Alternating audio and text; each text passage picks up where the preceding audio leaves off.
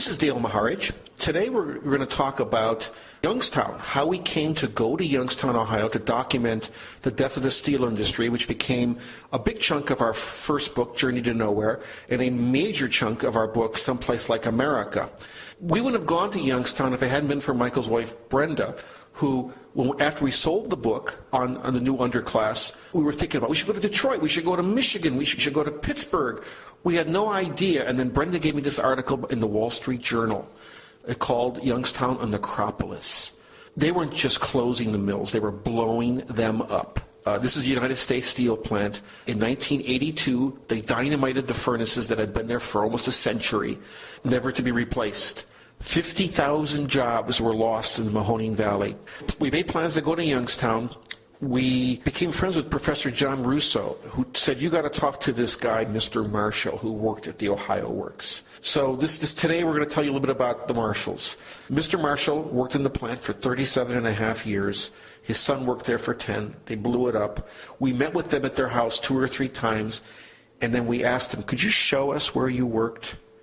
And it was like asking somebody to go, can we go to the graveyard and dig up your parents' grave? I mean, it was just a hard thing to ask because we knew they lived a mile from the plant. I was at Mahoning and Steel Streets. You turn down Steel Street to go to the plant. They had not been there since the mill closed. So this day is very special. They took us to the ruins and we walked around. Didn't really interview them. I just basically listened for what these men were saying as they told us and showed us where they made steel. This series of pictures is a lead-up to a very important picture in our first book of the Marshalls in the ruins. You can see here the blue-marked image on the contact sheet that Michael made from the series of negatives, and here's how it appeared in the book.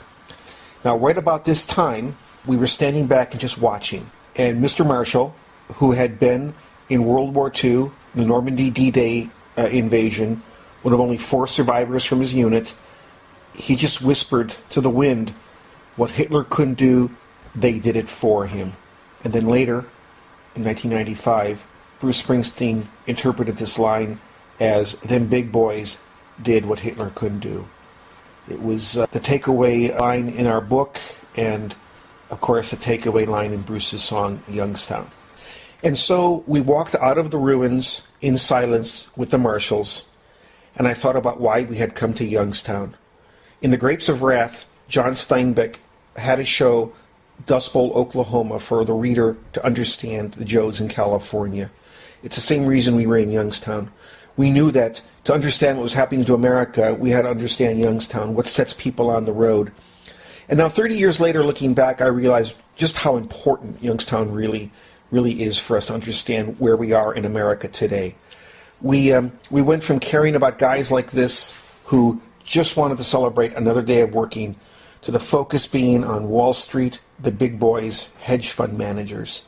And I just hope we get to a point where we're caring about people like the Marshalls again. And I just hope that our book, Someplace Like America, is something that helps get this conversation started. Because we've got to get there. We've got to start talking about this stuff.